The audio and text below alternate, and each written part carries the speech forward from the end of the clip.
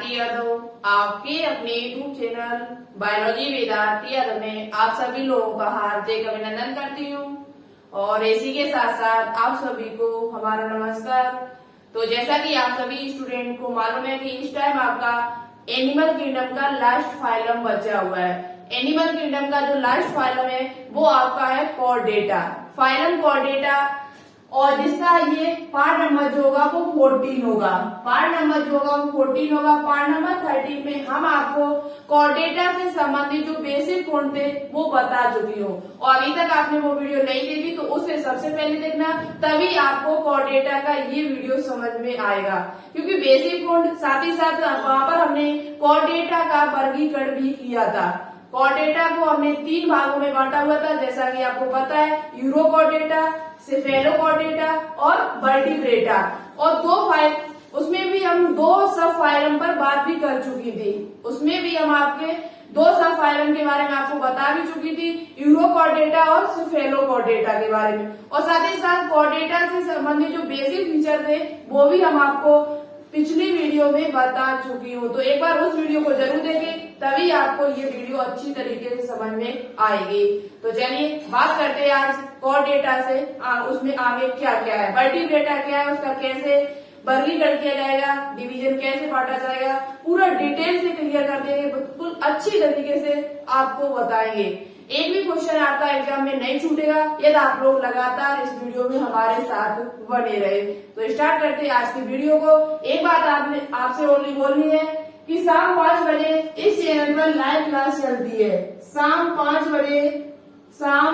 बजे इस चैनल पर लाइव क्लास चलती है, और यहाँ पर क्या होता है, बहुत ही इम्पोर्टेंट बायोलॉजी के क्वेश्चन सॉल्व कराए जाते हैं। बहुत ही इम्पोर्टेंट बायोलॉजी क्वेश्चन सॉल्व कराए जाते हैं जो ऑल मेडिकल एग्जाम के लिए इम्पोर्टेंट है। ठीक है, ऑल मेडिकल एग्जाम 2021 के लिए इम्पोर्टेंट है। और कॉर्डेटा से जो भी एमसीक्यू बनेंगे, इम्पोर्टेंट एमसीक्यू, वो आपको शाम की क्लास में देखने को मिलेंगे लाइव। तो आज की वीडियो को कंप्लीट देखें, जिससे आप लाइव क्लास में अच्छी तरीके से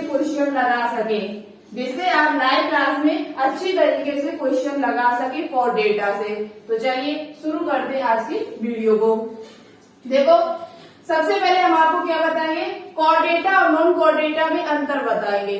कॉर्डेटा और नॉन कॉर्डेटा में अंतर बताएंगे, क्योंकि ये अंतर से आपके एग्जाम में क्वेश्चन पूछे जाएंगे। ठीक है, अंतर से आपके एग्जाम में क्वेश्चन पूछे जाएंगे।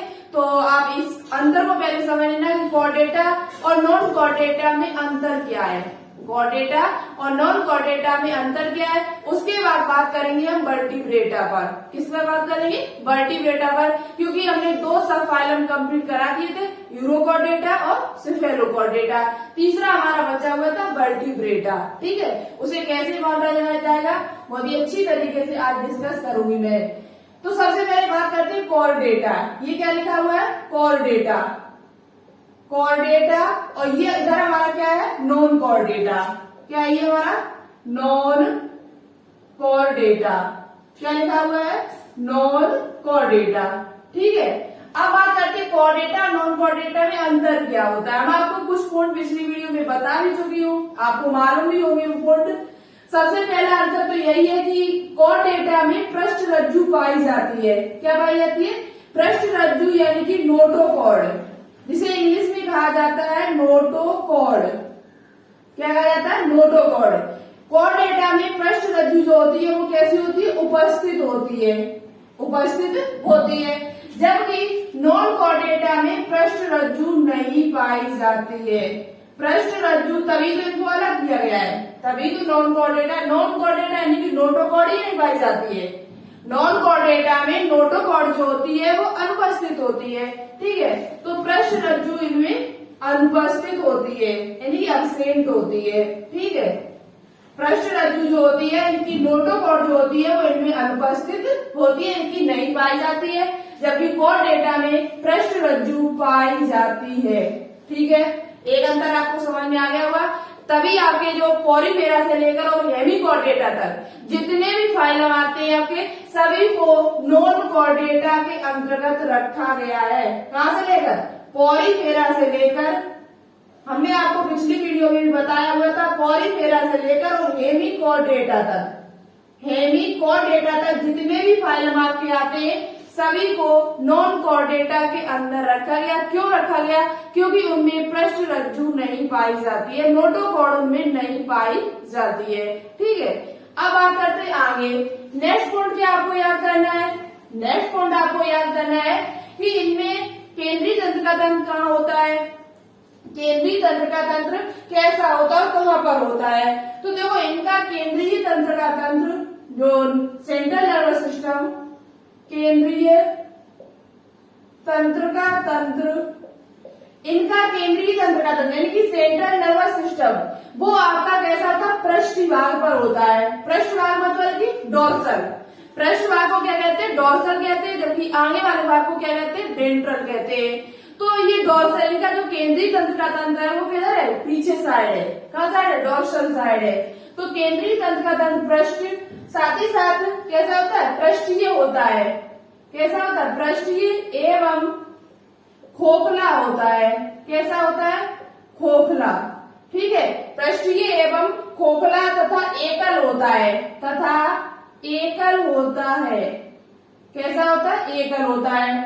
अंतर ध्यान से सुनना, ये अंतर आपसे पूछा जा सकता है कि इनका केंद्रीय तंत्र का तंत्र कहाँ पर होता है। तो आपका जो केंद्रीय तंत्र का तंत्र है वो किधर साइड है? पीछे साइड है। ठीक है, पृष्ठ यानी कि डोर्सल साइड है। इनकी बात कर ली जाए तो इनमें केंद्रीय तंत्र का तंत्र जो होता है वो वेंट्रल साइड होता है, अधर तल पर होता है। इनका केंद्रीय तंत्र का तंत्र कहाँ पर होता है? इनका जो केंद्रीय तंत्र का तंत्र होता है, देखो इनका केंद्रीय तंत्र का तंत्र, इनमें इनका जो केंद्रीय तंत्र का, ध्यान से समझना, आगे की जो चीजें वो वेरी वेरी इंपोर्टेंट है। लगातार हमारे साथ बने रहना। आज की वीडियो तो आपने पूरी देख ली और कल की वीडियो तो कोऑर्डिनेटर से किसी भी प्रकार का क्वेश्चन आपसे पूछा जाएगा, आप उसे 101% सोल्व करके आएंगे। 101% उस क्वेश्चन को सोल्व करके आएंगे। ये दोनों वीडियो आपने अच्छी तरीके से देख ली और अच्छी तरीके से नोटबुक पे नोट डाउन कर लिया। ठीक है, कोऑर्डिनेटर से चाहे कितने भी क्वेश्चन, कोई सा क्वेश्चन आपसे पूछा जाएगा, आप पक्का उसे सोल्व करके आओगे। तो लगातार हमारे साथ बने रहना सिर्फ। तो देखो इनका केंद्रीय तंत्र का तंत्र पृष्ठीय एवं खोखला तथा एकल होता है। इनमें केंद्रीय तंत्र का तंत्र कैसा होता है? अधर तल पर होता है। कहाँ होता है? अधर तल। अधर तल का मतलब है वेंट्रल साइड, आगे की साइड। कहाँ पर होता है? आगे की साइड। तो केंद्रीय तंत्र का तंत्र अधर तल, अधर तल कोमल ठोस होता है। इनका खोखला होता है तो इनका ठोस होता है। साथ ही साथ इनका ये एकल होता है तो ये दोहरा होता है। कैसा होता है? दोहरा। कैसा होता है? दोहरा होता है। ठीक है, डबल। इनका केंद्रीय तंत्र का तंत्र जो होता है, केंद्रीय तंत्र का तंत्र अधर तल में होता है, ठोस होता है और दोहरा होता है। इनमें कैसा होता है? केंद्रीय तंत्र का तंत्र पृष्ठीय होता है, इनकी डोर्सल साइड होता है और खोखला होता है तथा एकल होता है।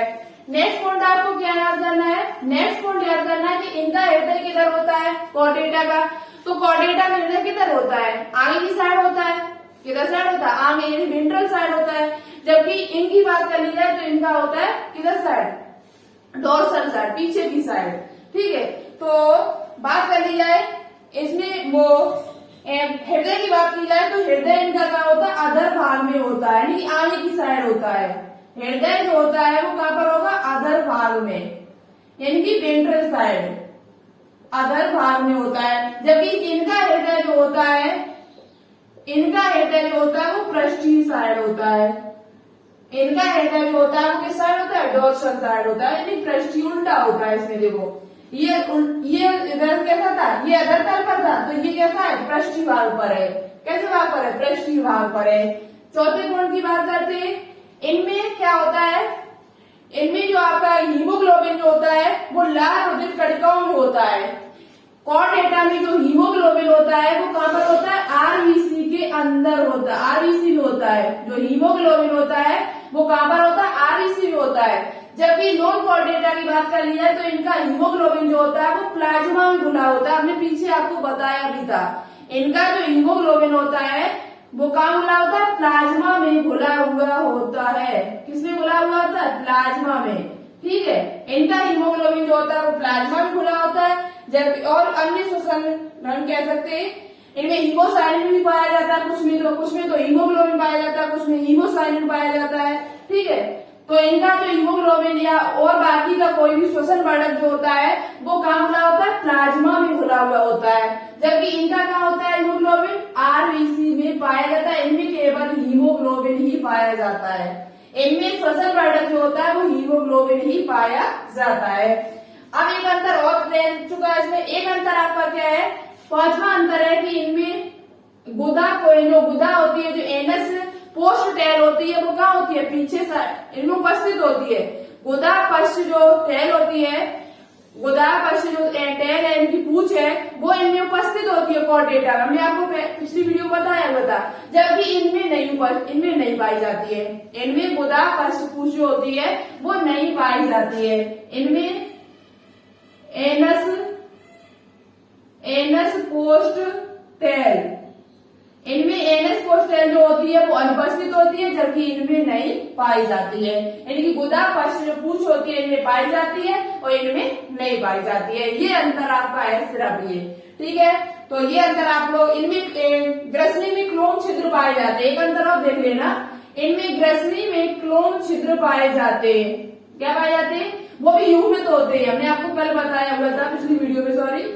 ग्रसनी में जो होते हैं वो क्लोम छिद्र पाए जाते हैं। क्लोम यानी कि गिल्स, क्लोम छिद्र पाए जाते हैं। क्लोम छिद्र कैसे होते हैं, पाए जाते हैं, जबकि इनमें ग्रसनी में क्लोम छिद्र नहीं पाए जाते, यानी कि इनमें क्लोम छिद्र नहीं पाए जाते, ठीक है। और नॉन कॉर्डेटा में जो बेसिक जो अंतर देखा गया इनमें वो यही था, तभी इनको अलग किया गया। नॉन कॉर्डेटा से कॉर्डेटा को अलग एक फाइलम बनाया गया, नहीं तो उसी में न रख देते सभी को, नहीं तो उसी में रख, लेकिन कुछ अंतर देखा गया, जब कुछ अंतर इनको मिला, कुछ अलग चीजें इनमें मिली देखने को। और वैसे भी कॉर्डेटा बहुत ही एडवांस है, कॉर्डेटा के अंतर्गत ही हम आते, हम जो मनुष्य होता है वो किसके अंतर्गत आते, कॉर्डेटा के अंतर्गत आते। तो हमें कुछ और उनमें कुछ अंतर दिखा, तभी हमको अलग रखा गया है, अलग फाइलम में रखा गया है। तो इतनी बात आपको क्लियर हो चुकी होगी। अब बात करते आगे, अब आगे बात करते, तो रुमाल किधर गया, चलिए आगे बात करते हैं हम।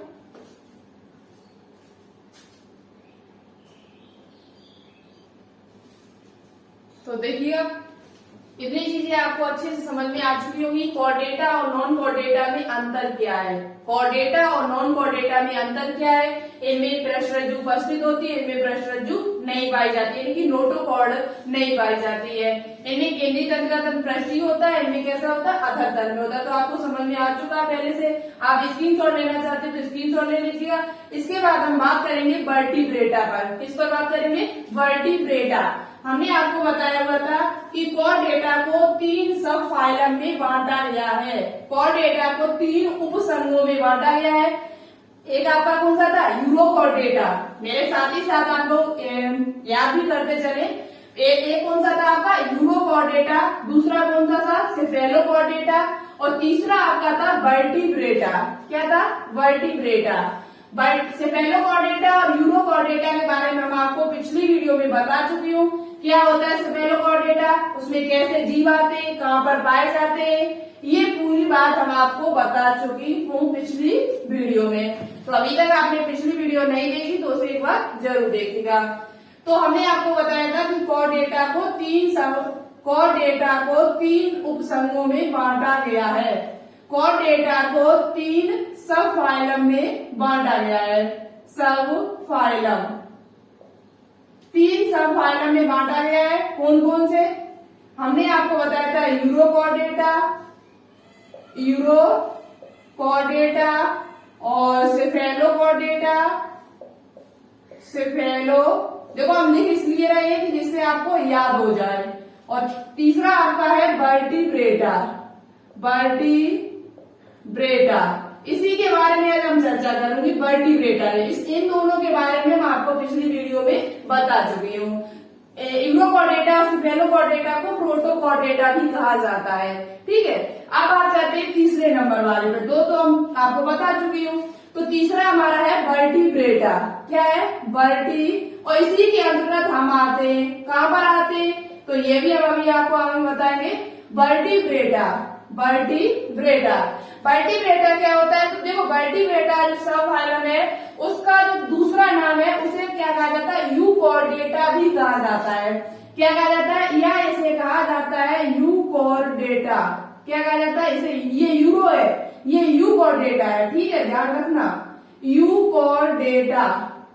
वर्टिब्रेटा को यूकॉर्डेटा भी कहा जाता है। एक बात अच्छे से याद कर लेना। अब बात करते हैं इसकी, अब बात करते हैं कि इनके अंतर्गत क्या क्या होता है, इनमें कैसा रक्त परिसंचरण होता है, कैसा क्या क्या लक्षण पाए जाते हैं।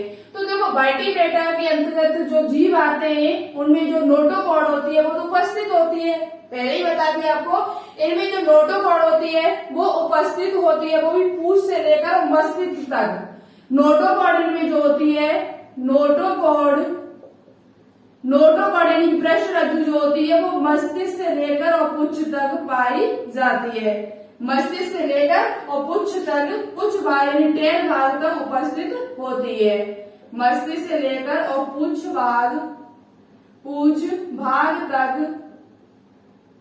तक पाई जाती है, ठीक है, पाई जाती है। मस्तिष्क से लेकर पुच्छ भाग तक पाई जाती है। नेक्स्ट पॉइंट बात करते हैं, इनके अंतर्गत आने वाले जितने भी जीव होते हैं उनमें मस्तिष्क तथा मस्तिष्क कोष भी पाए जाते हैं। इनकी वो मस्तिष्क भी होता है इनमें और मस्तिष्क कोष भी पाए जाते हैं।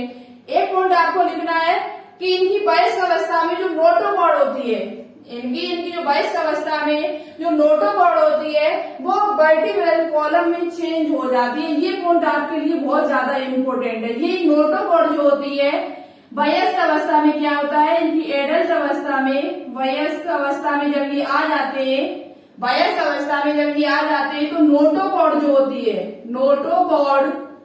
नोटोकॉर्ड ये वर्टिब्रल कॉलम में चेंज हो जाती है। किसमें चेंज हो जाती है? वर्टिब्रल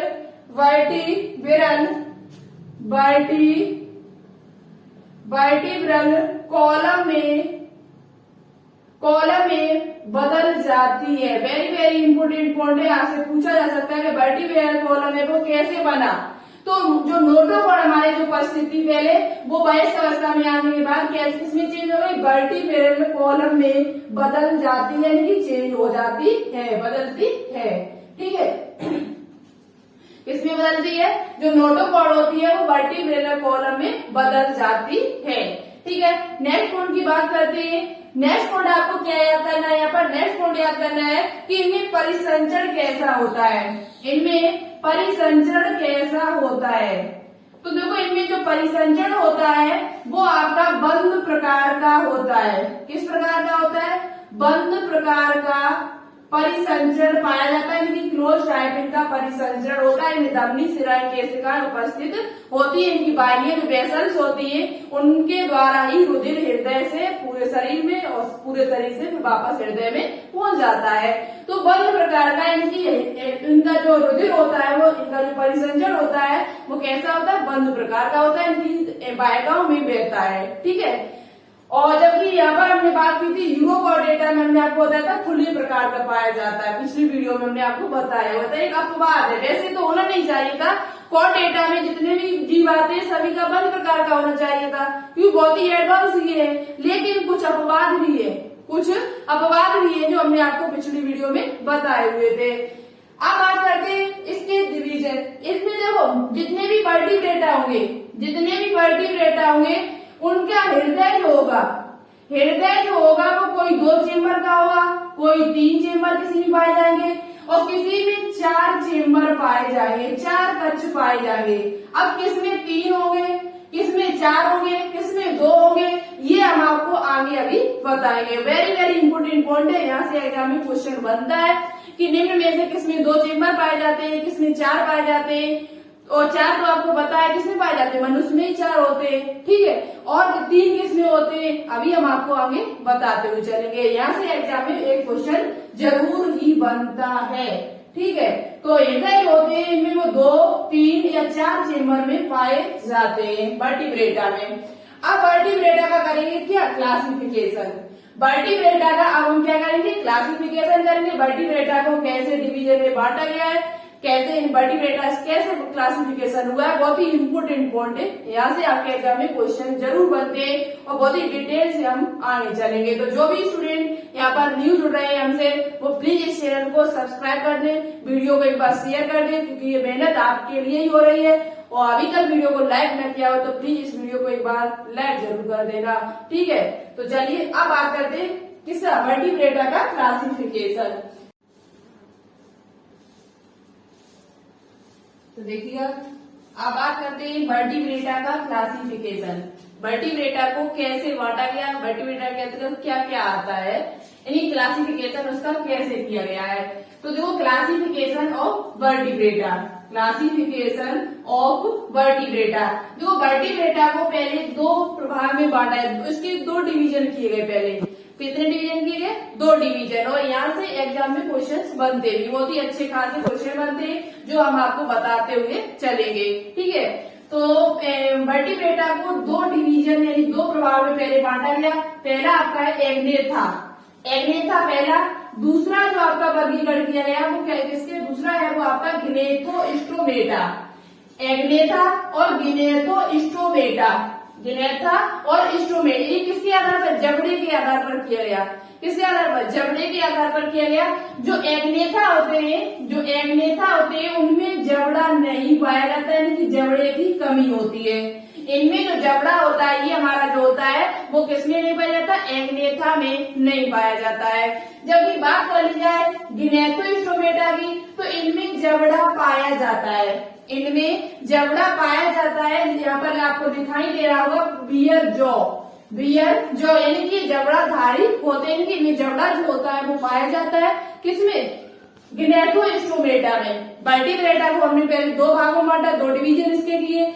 एक आपका है एग्नेथा, दूसरा आपका है गिनेथोस्टोमेटा, ठीक है। फिर उसके बाद क्या किया, एग्नेथा जो होते हैं उनमें जबड़ा नहीं पाया जाता है, उनमें जबड़ा नहीं पाया जाता है। जबकि गिनेथोस्टोमेटा होते हैं उनमें जबड़ा पाया जाता है, ठीक है। अब बात करते हैं आगे। जो गिनेथोस्टोमेटा है इसमें दो सुपर क्लास इनको महावर्ग में बांटा गया है। गिनेथोस्टोमेटा को फिर बांट दिया गया, गिनेथोस्टोमेटा को दो सुपर क्लास में बांटा गया। महावर्ग जिसे कह सकते हैं, महावर्ग, महावर्ग, सुपर क्लास को महावर्ग कह सकते हैं। तो गिनेथोस्टोमेटा, अब आपसे क्वेश्चन ऐसे पूछा जाएगा कि पिसीज है वो गिनेथोस्टोमेटा के अंतर्गत आती है या एग्नेथा के अंतर्गत आती है।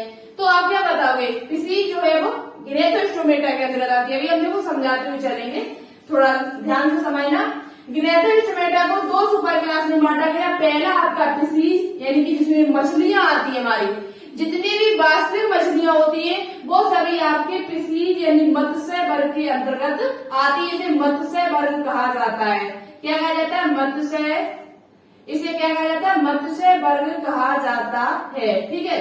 मत्स्य वर्ग, इसे क्या कहा जाता है, मत्स्य वर्ग कहा जाता है, मत्स्य वर्ग कहा जाता है। पिसीज यानी कि जो मछलियां होती है, जितनी भी वास्तविक मछलियां होती है, जैसे कि आपने पीछे पढ़ा हुआ कटल फिश और स्टार फिश, ये आपकी वास्तविक मछलियां नहीं थी। वास्तविक मछलियां जो होती है आपकी वो कॉर्डेटा के अंतर्गत आती है। वास्तविक मछलियां जितनी भी होती है वो सब किसके अंतर्गत आती है, कॉर्डेटा। आपका कटल फिश हुआ, स्टार फिश हुआ और क्रे फिश हुआ। अभी कई मछलियां, कटल फिश, कई मछलियां पीछे कट चुकी है, जिनके पीछे मछली तो लगा था, फिश लगा था, लेकिन वो फिश नहीं थी, वो वास्तविक मछली नहीं थी। वास्तविक मछली होती कौन कौन सी है वो हम आपको आज की वीडियो में बताएंगे अभी, ठीक है। तो जितनी भी मछलियां होती है वो पिसीज वर्ग में आती। दूसरा इनका जो सुपर क्लास किया गया वो सुपर क्लास टेट्रापोडा। टेट्रापोडा का मतलब है जिसमें 4 पैर पाए जाते हो। टेट्रा का मतलब क्या होता है, 4। टेट्रा, ट्राई का मतलब क्या होता है, टेट्रा। तो टेट्रा का मतलब होता है 4 और पोडा का मतलब होता है पैर, फुट। तो जिनमें 4 पैर पाए जाते हो, कितने पैर पाए जाते हो, जिनमें 4 पैर पाए जाते हो उनको क्या कहा जाता है, टेट्रापोडा। अब टेट्रापोडा को भी बांट दिया इन्होंने, टेट्रापोडा को भी 4 भागों में बांट दिया है। कौन कौन से, एम्फीबियस यानी कि उभयचर, एम्फीबिया। दूसरा आपका रेप्टाइलस यानी कि सरीसृप आएंगे। तीसरे नंबर पर एबीस यानी कि पक्षी वर्ग का, पक्षी अलग रख दिए गए। चौथे नंबर पर ममेलिस यानी कि स्तनधारी, जितने भी स्तनधारी होंगे वो आपके टेट्रापोडा के अंतर्गत आएंगे। स्तनधारी क्या आएंगे? स्तनधारी। ठीक है, तो आपका क्या है, यानी कि पहले वर्टिब्रेटा को दो डिवीजन में बांटा आपने, एक एग्नेथा, दूसरा ग्नेथोस्टोमेटा। ग्नेथोस्टोमेटा को भी दो सुपर क्लास में बांटा हमने। फिशीज यानी कि इसमें मछलियां हमारी आएंगी, वास्तविक मछलियां आएंगी। जो कैसी मछलियां होंगी? वास्तविक, जितनी भी वास्तविक मछलियां होंगी वो आपके सब इसी के अंतर्गत आएंगी। फिर क्या किया, फिर इसे एक कैटापोडा, कैटापोडा के अंदर चार चीजें आती है, एम्फीबिया, रेप्टाइलस, एविस और ममेलस। फिशीज को भी दो वर्गों में बांटा हमने, कॉन्ड्रिकिथीज और दूसरा आता है ऑस्ट्रिकिथीज। कॉन्ड्रिकिथीज और ऑस्ट्रिकिथीज ये क्या होता है, तो अभी आपको ये भी समझ में आ जाएगा। आज हम आपका क्या करेंगे, और इतना ये आपका भाग बच जाएगा, शायद इतना ना आज करा पाए क्योंकि बहुत बड़ा हो जाएगा, फिर वीडियो भी ज्यादा लंबी हो जाएगी। इतना भाग आपका बच जाएगा एम्फीबिया के बारे में, रेप्टाइलस, एविस और ममेलस के बारे में। शेष सभी अभी आज आपको हम बता देंगे, इन सभी के बारे में अभी आपको बता देंगे क्या क्या होता है। और बहुत ही इम्पोर्टेंट पॉइंट यहाँ से मछली से बनते भी है, बहुत ही इम्पोर्टेंट पॉइंट वर्ग से बनते भी है जो आपके एग्जाम में पूछे जाते हैं। फिर एग्नेथा को क्या किया, एग्नेथा का केवल एकमात्र क्लास है जिसे कहते हैं साइक्लोस्टोमेटा। एग्नेथा का एकमात्र क्लास वर्ग है जिसे क्या कहा जाता है, साइक्लोस्टोमेटा कहा जाता है। क्या कहा जाता है? साइक्लोस्टोमेटा कहा जाता है। अब इसके बारे में बताएंगे, आप स्क्रीनशॉट लेना चाहते हो तो ले सकते हो। ठीक है, स्क्रीनशॉट लेना चाहते हो तो ले सकते हो। ये डिवीजन जो हमने किया है इसे याद रखना, डिवीजन जो हमने किया है इसे याद रखना क्योंकि बहुत ही इम्पोर्टेंट है, तभी आपको आगे की चीजें समझ में आएंगी। तो अब बात करते हैं किसकी, साइक्लोस्टोमेटा की। इतना आपको समझ में आ चुका होगा, ना समझ में आए कमेंट बॉक्स में कमेंट करके हमसे पूछ सकते हो। साइक्लोस्टोमेटा के बारे में बताइए। तो साइक्लो का मतलब आपको पता है, साइक्लो का मतलब क्या होता है, वृत्त, चक्रीय। तो इनका जो मुख होता है वो कैसा होता है, चक्रीय होता है। साइक्लोस्टोमेटा के अंतर्गत हम इसी के बारे में बता रहे हैं। साइक्लोस्टोमेटा के अंतर्गत जो जीव आएंगे उनका मुख जो होता है वो कैसा होता है, वृत्त होता है, यानी चक्रीय होता है। कैसा होता है, चक्रीय। कैसा मुख होता है, चक्रीय होता है। पहला पॉइंट साइक्लोस्टोमेटा के बारे में, इनमें जबड़ा नहीं पाया जाएगा, इनमें जबड़ा नहीं पाया जाएगा। इनका मुख जो होता है वो कैसा होता है, चक्रीय होता है। कैसा होता है, चक्रीय होता है। इस प्रकार से आप समझ सकते हो कैसा होता है, चक्रीय होता है। ठीक है, नेक्स्ट पॉइंट आपको क्या याद करना है, साइक्लोस्टोमेटा जो होते हैं श्वसन के लिए 6 से लेकर 15 जोड़ी क्या पाए जाते हैं, क्लोम छिद्र पाए जाते हैं। इसके अंतर्गत हम यहाँ पर साफ करें इधर वाला, तब हम इधर लेकर आप स्क्रीनशॉट लेना चाहते हो तो ले लेना जरूर। ठीक है, जिससे आप आदमी से लिख सको, लिख जरूर लेना, नोटबुक पे नोट डाउन जरूर कर लेना है। एम्फीबिया, रेप्टाइलस और मैमेलिस के बारे में हम आपको नेक्स्ट वीडियो में बताएंगे। अभी हम इतना खत्म कर देंगे पूरा, चाहे कितनी बड़ी वीडियो बने हमारी। ठीक है, तो साइक्लोस्टोमेटा के बारे में आपको पहला पॉइंट सीखना है कि इनका जो मुख होता है वो चक्रीय होता है। कैसा होता है, चक्रीय। दूसरी बात करते हैं इनके संबंध में, नेक्स्ट पॉइंट आपको याद करना है कि इनमें जो श्वसन के लिए क्या होता है, तो श्वसन के लिए इनमें क्या पाया जाता है, क्लोम छिद्र पाए जाते। क्या पाए जाते, क्लोम छिद्र पाए जाते, लगभग 6 से लेकर 15 जोड़ी तक। बात करते हैं इनका दूसरा पॉइंट इनका है कि इनमें परिसंचरण कैसा होता है, परिसंचरण कैसा होता है। तो परिसंचरण जो इनमें होता है वो बंद प्रकार का होता है। कैसा होता है, बंद प्रकार का परिसंचरण इनमें पाया जाता है। अब ये कैसे होते हैं, तो ये साइक्लोस्टोमेटा के अंदर जितने भी जीव आते हैं ये समुद्री होते हैं। कैसे होते हैं, समुद्री यानी कि मरीन वाटर में पाए जाते हैं, समुद्री होते हैं। इतनी बात क्लियर हुई। नेक्स्ट पॉइंट आपको याद करना है, इनका हृदय कितने चेम्बर में बटा होता है। इनका हृदय जो होता है वो कितने चेम्बर में बटा होता है, तो बहुत ही इम्पोर्टेंट पॉइंट है। जो एग्नेथा के अंदर जो जीव आते हैं उनका हृदय जो होता है वो 2 चेम्बर में बटा होता है। कितने चेम्बर इसमें, 2 चेम्बर उनमें पाए जाते हैं, एक आलिंद दूसरा नीलय, वेंट्रिकल और ऑरिकल और वेंट्रिकल। तो इनमें जो हृदय होता है वो 2 चेम्बर में बटा हुआ होता है, एक आलिंद होता है दूसरा निलय होता है। तो इनका हृदय कितने चेम्बर में बटा होता है? 2 चेम्बर में बटा हुआ होता है। किसका? एग्नेथा इनकी साइक्लोस्टोमेटा के अंतर्गत जो भी जीव आते हैं उनका हृदय जो होता है तो 2 चेम्बर में बटा हुआ होता है। ठीक है, अब बात करते हैं आगे। इनका मुख कैसा होता है? तो मुख इनका वृत्ताकार या चक्रीय होता है। अब बात करेंगे किसके बारे में? तो देखो, अब बात करते हैं गिनेथोस्टोमेटा के बारे में। एग्नेथा के बारे में इतना ही आपका था, आपने देख लिया है। अब बात करेंगे किसके बारे में? गिनेथोस्टोमेटा के बारे में। गिनेथोस्टोमेटा के बारे में बात करेंगे और बहुत ही इम्पोर्टेंट पॉइंट है और कुछ पॉइंट इम्पोर्टेंट है जो अभी हम आपको आगे बताएंगे इसी से संबंधित। ठीक है,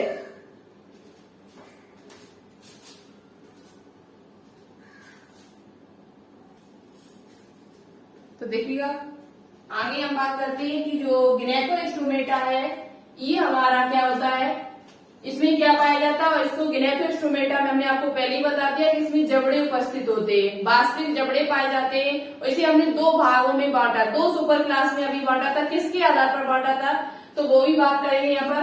तो गिनेथो एक बात कर ली एग्नेथा के बारे में। एग्नेथा के अंदर आपका ओनली साइक्लोस्टोमेटा आता है जो हमने आपको बता दिया समुद्री होते। गिनेथोस्टोमेटा जो आपके होते हैं ये विकसित कशेरुकी होते हैं। इनमें कशेरुकी जो होती है वो विकसित होती है।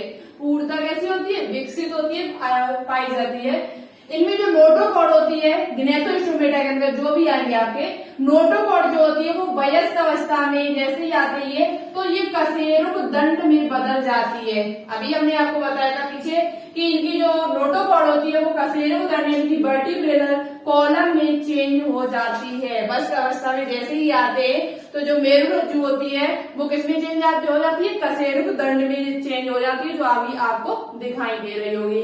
ठीक है, अपने पीछे वाली साइड में इनमें वास्तविक जबड़े पाए जाते हैं। ये पॉइंट बहुत ही इंपोर्टेंट है, सेकंड वाला, इसे याद कर लेना। नोटोकॉर्ड जो होती है वो किसमें चेंज हो जाती है?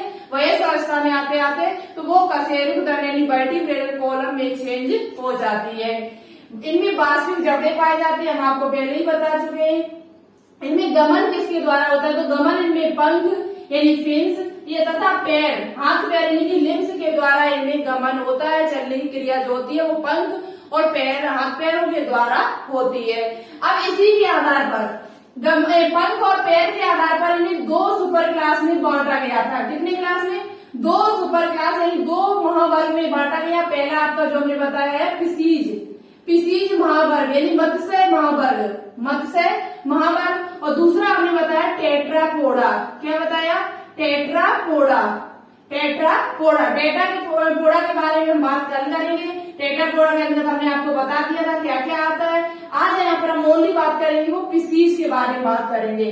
पिसीज जो आपकी है उसके बारे में बात करेंगे। तो देखो पिसीज को भी हमने 2 भागों में बांटा था। जो मत्स्य वर्ग है इसे भी हमने 2 भागों में अभी बांटा था। कितने भागों में? 2 भागों में। एक आपका था कॉन्ड्रिक्टिज, एक आपका ओस्टिकिथिज। तो सबसे पहले बात करेंगे हम कॉन्ड्रिक्टिज के बारे में। एक आपका कौन सा था? कॉन्ड्रिक्टिज, याद हो जाना चाहिए, बहुत ही इंपोर्टेंट है कॉन्ड्रिक्टिज। और दूसरा आपका है ओस्टिकिथिज। ये इंग्लिश में शब्द है। पहली बात तो इंग्लिश का कुछ नहीं है ना, आप ये कहो मैम आप इंग्लिश में नहीं बताती हो, इंग्लिश वालों के लिए नहीं करती हो, हिंदी वालों के लिए किस तरह बता रही हो। तो ये चीज जो हम लिख रहे हैं कॉन्ड्रिक्टिज, ओस्टिकिथिज ये सब इंग्लिश के शब्द है। टेट्रापोडा ये इंग्लिश का शब्द है। ठीक है, तो कॉन्ड्रिक्टिज और ओस्टिकिथिज। अब बात करेंगे कॉन्ड्रिक्टिज के अंतर्गत कैसी मछलियां आती है। पहली बात याद रखना एक बात कि जितनी भी मछलियां होती है सभी वास्तविक मछलियां आएंगी। ये तो हम आपको बता चुके हैं कि सभी वास्तविक मछलियां आएंगी और जितनी भी मछलियां होंगी उनमें जो चेम्बर पाए जाएंगे, जो हृदय में जो चेम्बर होंगे वो 2 चेम्बर होंगे। ओनली 2 चेम्बर इनमें पाए जाते हैं। जितनी भी मछलियां आपकी होती है सभी में कितने चेम्बर पाए जाते हैं? 2 चेम्बर पाए जाते हैं। तो इनमें जो चेम्बर होंगे, जो हृदय में कितने चेम्बर होंगे? 2 चेम्बर होंगे। ठीक है, कितने चेम्बर होंगे? 2 चेम्बर होंगे। तो एक आपका इनका जो बांटा गया इनको कॉन्ड्रिक्टिज, दूसरा आपका ओस्टिकिथिज। इनके बारे में हम कल चर्चा करेंगे, चारों के बारे में। एम्फीबिया, एविस, मवेलस और आपका एक रेप्टाइलस, ये चारों कल हम आपके कंप्लीट करा देंगे बिल्कुल अच्छी तरीके से। ठीक है, तो अभी हम बात करेंगे किसके बारे में? इनमें जो हम पिसीज के बारे में आपको लिखना चाहो तो लिख सकते हो। बहुत ही इंपोर्टेंट पॉइंट हमेशा साफ कर रहे हैं, आप स्क्रीनशॉट ले सकते हो। ठीक है, स्क्रीनशॉट ले सकते हो। इसको हम साफ कर रहे हैं गिनेथोस्टोमेटा को। तो गिनेटिव स्टोमेटा को कितने भागों में बांट दिया? 2 भागों में, एक पिसीज और दूसरा आपका टेट्रापोडा। दूसरा आपका क्या है? टेट्रापोडा। टेट्रापोडा के अंदर क्या क्या आता है हम आपको बता चुके हैं। तो किसके आधार पर वर्गीकरण किया गया? ये पंख और पैर के आधार पर, पंख और हाथ पैर यानी फिन्स और लिम्स के आधार पर इनका वर्गीकरण किया गया था। अब बात करेंगे किसके बारे में? पिसीज के बारे में कुछ इम्पोर्टेंट पॉइंट है। पिसीज के बारे में कुछ इम्पोर्टेंट पॉइंट है मत्स्य वर्ग के बारे में। पहली बात तो इनमें हम आपको बता चुके हैं कि वास्तविक मछलियां आती है। कैसी मछलियां आती है? जितनी भी वास्तविक मछली होती है वो सभी इसी के अंतर्गत आती है। वास्तविक मछलियां आती है, ठीक है। जो आपकी कटल फिश है, क्रेप फिश है, ये नहीं आती इसके अंतर्गत। ये जो स्टार फिश है, स्टार फिश गाइनोडर्मेटा, वो वास्तविक मछली नहीं होती है। उनके पीछे मछली लिखा है ऊपर, लेकिन वास्तविक मछली नहीं होती है। तो इस बात को भी ध्यान में रखना। अब बात करती है वास्तविक मछली होती है। दूसरा पॉइंट आपको क्या याद करना है? हृदय की जो संख्या होती है, जो हृदय होते हैं वो 2 चेम्बर में बटे होते हैं। कितने चेम्बर में? हृदय होते हैं वो 2 चेम्बर में होते हैं, आलिंद और निलय। आलिंद, पहला एक आलिंद होगा और दूसरा क्या होगा आपका? निलय होगा, ठीक है। निलय, ऑरिकल और वेंट्रिकल, ऑरिकल और वेंट्रिकल। अब बात करते हैं आगे, इनमें जो श्वसन होता है वो किसके द्वारा होता है? पिसीज वर्ग में। तो श्वसन जो होता है वो इनमें किसके द्वारा होता है? क्लोम के द्वारा होता है, गिल्स के द्वारा होता है। एक पॉइंट आपको और याद करना है, पर इनमें हृदय बता दिया हमने। इनमें तैरने के लिए क्या पाए जाते हैं? तो तैरने के लिए इनमें पंख पाए जाते हैं। तैरने के लिए इनमें जोड़ीदार पंख पाए जाते हैं, जो आपने मछलियों में देखे होंगे, ठीक है। तैरने के लिए इनमें क्या पाए जाते हैं? चलने के लिए तो पंख पाए जाते हैं। तैरने के लिए इनमें क्या होता है? तैरने के लिए इनमें क्या होता है? पंख पाए जाते हैं जोड़ीदार, ठीक है। फिन्स, फिन्स पाए जाते हैं, ठीक है। अब बात करेंगे आगे। अब बात करेंगे किसकी? इनकी सुपर क्लास, इनको वर्ग जो आगे हमने बांटा हुआ था, इसलिए ये पॉइंट आप नोटबुक पे नोट डाउन कर लेना है, ठीक है। चलिए अब बात करते हैं पोर्टिकिथीस क्या होता है। पोर्टिकिथीस के अंदर कौन कौन सी मछलियां आती हैं और ऑस्टिकिथीस के अंदर कौन कौन सी मछलियां आपकी आती हैं। तो देखो कॉन्ड्रिकिथीस के अंतर्गत पहली बात करते हैं कॉन्ड्रिकिथीस। कॉन्ड्रिकिथीस, कॉन्ड्रिकिथीस, कॉन्ड्रिकिथीस का क्या लक्षण है, क्या इनके बेसिक फीचर है, वो भी बताते हुए चलेंगे। तो पहली बात तो है कि इनका जो अंतःकंकाल होता है वो उपास्थियों का बना होता है। जो इनका अंतःकंकाल होता है, देखो इतनी डिटेल से हम चल रहे हैं जिससे एग्जाम में किसी प्रकार का क्वेश्चन आपसे पूछ ले। एग्जाम में किसी प्रकार का क्वेश्चन आपसे पूछ ले, आप उसे पक्का सॉल्व करके आओगे डिटेल से पढ़ोगे। तो डिटेल से कोई भी चीज पढ़ोगे तो उसे 100 में 100% आप क्वेश्चन सॉल्व करके आ सकते हो। और डिटेल से नहीं पढ़ोगे, उतना उतना पढ़ोगे तो आपको प्रॉब्लम एग्जाम में होगी, तो आपको एग्जाम में प्रॉब्लम होगी, ठीक है। तो इसको आपको ध्यान में रखना। अंतःकंकाल जो होता है वो किसका बना होता है? उपास्थि का बना होता है। सेकेंड पॉइंट बात करते हैं, ये सभी समुद्री मछलियां होती है। कैसी मछली है? मछली वैसे भी समुद्री होती है, सभी समुद्री मछलियां होती है। अब आपने एक नाम सुना होगा बहुत ही ज्यादा, टोरपीडो। एक मछली का नाम सुना होगा टोरपीडो, जो विद्युत यानी कि उनमें विद्युत के लिए क्या पाया जाता है? विद्युत, उनमें कुछ मछलियां जो होती है विद्युत अंग पाए जाते हैं। एक क्वेश्चन आपने पढ़ा होगा कि विद्युत अंग ऐसी कौन सी मछली है जिसमें विद्युत अंग उपस्थित होते हैं?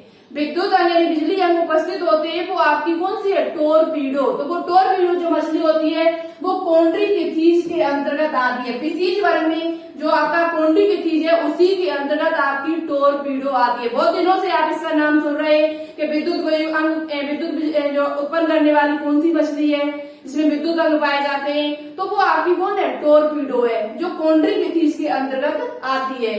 तो अब आपको क्लियर हो चुका होगा। तो ऐसी मछली कौन सी है जिसमें विद्युत अंग पाए जाते हैं? कौन से अंग पाए जाते हैं? विद्युत अंग पाए जाते हैं, वो आपकी है कौन सी? टोरपीडो, जिसका नाम क्या है? टोरपीडो। टोरपीडो नाम की एक मछली है जिसमें विद्युत अंग उपस्थित होते हैं। कुछ मछलियां ऐसी होती है जिनमें क्या पाए जाते हैं? विद्युत अंग पाए जाते हैं, जैसे कि आपका क्या हो जाएगा? टोरपीडो हो जाएगा, ठीक है। इस पॉइंट को याद कर लेना, ये पॉइंट आपके एग्जाम में पूछा भी जाता है, वेरी वेरी इंपोर्टेंट है।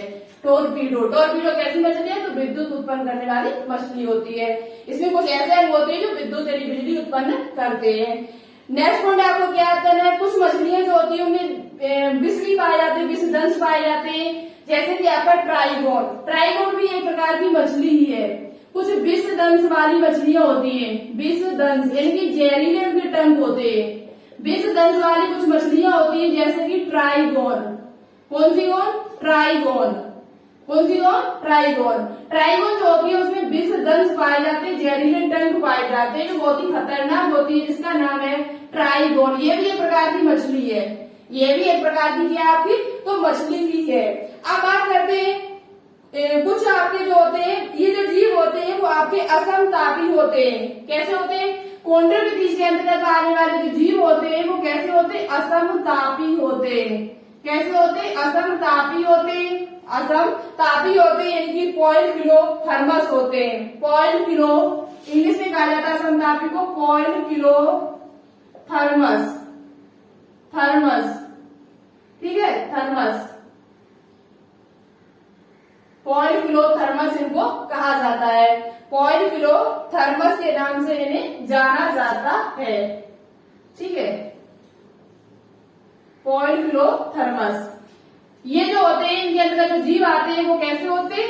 असमतापी होते हैं यानी कि इनका जो तापमान है, शरीर का जो तापमान और वो नियंत्रित करने की इनमें क्षमता नहीं पाई जाती। असमतापी का मतलब है जिनमें तापमान को नियंत्रित करने की, कंट्रोल करने की क्षमता नहीं पाई जाती है। अब बात करते हैं ये कैसे होते हैं, तो ये अधिकांश जो होते हैं वो एक लिंगी होते हैं। कैसे होते हैं? एक लिंगी होते हैं। अधिकांश जो होते हैं वो कैसे होते हैं? आपके एक लिंगी होते हैं। दूसरी बात आपको याद करना है कि ये जितने भी आती है कॉन्ड्रोलिथिस के अंदर जितनी भी मछलियां आती हैं वो अधिकांश आपकी कैसी होती है? अधिकांश जो मछलियां होती है, अधिकांश जो मछलियां होती है वो आपकी जरायुज होती है कि अंडज होती है। ये पॉइंट आपको अच्छे से याद करना है। तो ये जरायुज होती है, इनकी विविपोरस होती है। कैसी होती है? जरायुज, यानी कि ये बच्चे को जन्म देने वाली होती है, विविपोरस होती है, विविपोरस पोरस होती है, ठीक है।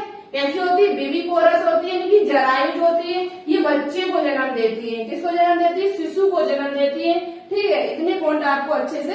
इनमें निषेचन किस प्रकार का होता है? तो निषेचन की बात कर ली जाए तो निषेचन जो होता है वो अंतर निषेचन होता है। कौन सा निषेचन होता है? अंतर निषेचन इनमें पाया जाता है, ठीक है। अब उदाहरण की बात कर लेते हैं। उदाहरण कौन कौन से? तो कुछ मछलियां हम आपको पहले ही बता चुके हैं, कुछ और याद कर लेना, जैसे कि स्कोलिडियन,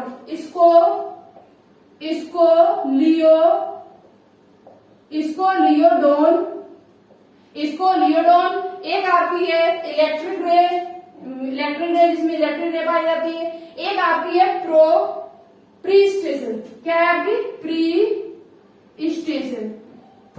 प्रीस्टेशन। ये आपकी प्रकार की मछलियां होती हैं। क्या होती है? स्कोलिडियन, प्रीस्टेशन, टॉर्पीडो, ट्राइगोन, ये सभी कॉन्ड्रोलिथिस के अंतर्गत आने वाली मछलियां होती हैं। और ये अधिकांश मछलियां कैसी होती है? जरायुज होती है, यानी कि शिशुओं को जन्म देने वाली होती है। किसको? शिशु, अंडे को जन्म नहीं देती है, यानी कि विविपोरस होती है। कैसी होती है? विविपोरस। और जो अंडे को जन्म देते हैं, जो अंडे जिसमें उत्पन्न होते हैं उनको कहा जाता है ओविपोरस।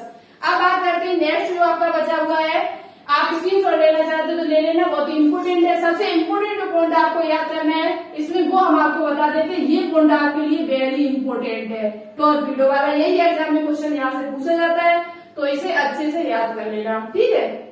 और साथ ही साथ इन मछलियों के नाम याद कर लेना, इतना आपसे पूछा जाएगा। अब बात करते हैं नेक्स्ट वाले दूसरे प्रकार के।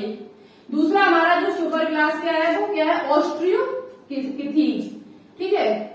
चलिए आगे बात कर ले। तो ये असमतापी होते हैं, पॉलीकिलोथर्मस होते हैं कॉन्ड्रोलिथिस वाले। अब बात करते हैं किसकी? नेक्स्ट पॉइंट की। नेक्स्ट पॉइंट हमारा क्या है? दूसरा जो वर्ग है वो ऑस्ट्रियोकिथीज है। क्या है? दूसरा जो वर्ग है हमारा वो क्या है? ऑस्ट्रियोकिथीज। देखो बड़ा है वर्ग तो थोड़ा बहुत बड़ा वर्ग, कोऑर्डेटा ये सबसे बड़ा है, कोऑर्डेटा का जो विस्तार है वो बड़ा है, तो इसलिए टाइम आपका लग रहा, नहीं तो ये एक दिन में फिनिश हो जाता है। जैसे सभी फाइलम नीचे फिनिश हो गए ऐसे ये भी हो सकता था, लेकिन ये थोड़ा बड़ा है। तो ऑस्ट्रियोकिथीज के बारे में आपको क्या क्या याद करना है, क्या क्या पॉइंट इंपोर्टेंट है? तो सबसे पहले तो याद करना है ये जो मछलियां होती है ऑस्ट्रियोकिथीज के अंतर्गत, ये जो मछलियां होती है वो आपकी फिश होती है, वो लवड़ी भी होती है और अलवड़ी भी होती है। यानी लवड़ी जल में भी पाई जाती है और अलवड़ी जल में भी पाई जाती है। लवणीय जल में पाई जाती है। ये जो मछलियां होती है वो लवणीय भी होती है, मरीन वाटर में पाई जाती है और फ्रेश वाटर में भी पाई जाती है। अंधा कंकाल जो इनका होता है वो अस्थियों का बना होता है। उनका किसका बना होता है? उपास्थियों का। इनका जो अंधा कंकाल है वो किसका बना होता है? अस्थियों का बना होता है, बोन का। किसका बना होता है? बोन से बना होता है, यानी अस्थियों से बना हुआ होता है। ठीक है, नेक्स्ट पॉइंट आपको क्या याद करना है यहाँ पर? हृदय कैसा होता है? हृदय के बारे में हम आपको पहले ही बता चुके। हृदय में केवल 2 ही चेम्बर पाए जाएंगे। कितने? 2 चेम्बर, 2 कक्ष पाए जाएंगे। ठीक है, 2 चेम्बर युक्त होती है। हृदय का जो होता है वो 2 कक्ष होता है, 2 चेम्बर पाए जाते हैं। ये भी असंतापी होती है। कैसी होती है? असंतापी होती है। ये एक लिंगी होती है, वो भी आपकी एक लिंगी थी। वो आपकी कैसी थी? एक लिंगी। तो ये भी आपकी कैसी होती? एक लिंगी ही होती है। नेक्स्ट पॉइंट आपको क्या याद करना है कि ये अधिकांश जो मछलियां होती हैं ओस्ट्रिकथिस के अंतर्गत आने वाली, वो आपकी कैसी होती? अधिकांश जो मछलियां होती है वो अंडज होती है, ओविपोरस होती है कि अंडे को जन्म देती है। अंडा पहले बनता है, अंडे के बाद तब कहीं आगे बच्चा बनता है, शिशु बनता है। तो ये अधिकांश जो होती है वो कैसी होती? अंडज होती है। अंडज यानी कि ओविपोरस। अंडज होती है यानी कि ओविपोरस। कैसी होती? ओविपोरस होती है कि अंडज होती है। ओविपोरस होती है कि अंडज होती है कि अंडे को जन्म दे, अंडे के रूप में इनका होता है अंडा, अंडे देने वाली। ठीक है, इतने पॉइंट याद हो चुके होंगे। अब बात करते हैं निषेचन कैसा होता है इनमें। तो निषेचन, उनमें अंतर निषेचन था। इनमें जो निषेचन होगा वो बाह्य निषेचन होता है। इनमें जो निषेचन होता है वो कैसा निषेचन होगा? बाह्य निषेचन पाया जाता है। कैसा निषेचन होगा? बाह्य निषेचन, क्योंकि ये समुद्र में है, तो समुद्र में तो बाह्य निषेचन है, उसमें भी समुद्र में थी। अब बात करते हैं इनमें तैरने, इनमें वायु कोष पाए जाते हैं, एयर ब्लैडर पाए जाते हैं जो तैरने में सहायक होते हैं। इनके अंतर्गत जो मछलियां आती हैं उनमें वायु कोष भी पाए जाते हैं। क्या पाए जाते हैं? वायु कोष यानी कि एयर ब्लैडर भी पाए जाते हैं। एयर ब्लैडर जो तैरने में सहायक होती है। किसमें सहायक होती है? तैरने में सहायक होते हैं। जो वायु कोष होते हैं इनमें जो पाए जाते हैं वो तैरने में आपके सहायक होते हैं। अब बात कर लेते हैं कि इनमें कौन कौन सी मछलियां आती है जो आपके लिए वेरी वेरी इंपोर्टेंट है। इतने पॉइंट आपने लिख लिए होंगे। ओस्ट्रिकथिस की मछलियां लवड़ी और अपलवड़ी दोनों जल में पाई जाती है। अंधा कंकाल अस्थियों को बना होता है इनका। हृदय जो होता है वो 2 चेम्बर में बटा होता है, एक लिंगी होती है, अधिकांश अंडज होते हैं। और निषेचन जो होता है वो बाह्य निषेचन होता है। वायु कोष कैसे होते हैं? वायु कोष का काम क्या होता है? तो वायु कोष जब काम होता है वो तैरने में सहायक होता है। किसमें सहायक होता है? तैरने में सहायक होता है। आगे बात करते हैं इनके उदाहरण की। किसकी बात करते हैं? इनके उदाहरण की। इनका उदाहरण क्या है? कौन कौन सी मछली इसके अंतर्गत आती है? तो देखो इसके अंतर्गत जो आपकी मछली आती है वो सबसे पहले आप उदाहरण लिख लीजिएगा। उदाहरण बहुत बहुत ही इंपोर्टेंट है। आपने सुना होगा हिप्पोकैम्पस जिसे समुद्री घोड़ा कहा जाता है। जिसे क्या कहा जाता है? समुद्री घोड़ा। आपसे देखो समुद्री घोड़ा कोई ऑप्शन दे रहे हो, पूछा जाए कि समुद्री घोड़ा निम्न में से क्या है, तो आप कभी भी मछली में टिक नहीं लगाओगे, लेकिन ये मछली होती है। समुद्री घोड़ा जो हिप्पोकैम्पस है वो एक प्रकार की मछली होती है जो ओस्ट्रिकथिस के अंतर्गत आती है। देखो ओस्ट्री का मतलब क्या होता है? हड्डियां। ओस्ट्री का मतलब क्या होता है? हड्डी। तो इनका जो शरीर होता है वो ऑस्ट्रियन हड्डियों से मिलकर बना होता है। यहाँ से भी आप समझ सकते थे कि इनका जो शरीर होता है, जो अंदर कंकाल होता है वो किसका बना होता है? बोन्स यानी हड्डियों का बना हुआ होता है। तो हिप्पोकैम्पस या समुद्री घोड़ा जिसे सी हॉर्स कहा जाता है। Sea horse. तो सी हॉर्स जो आपकी है वो एक प्रकार की क्या है? मछली है। याद रखा लेना अच्छी तरीके से। समुद्री घोड़ा।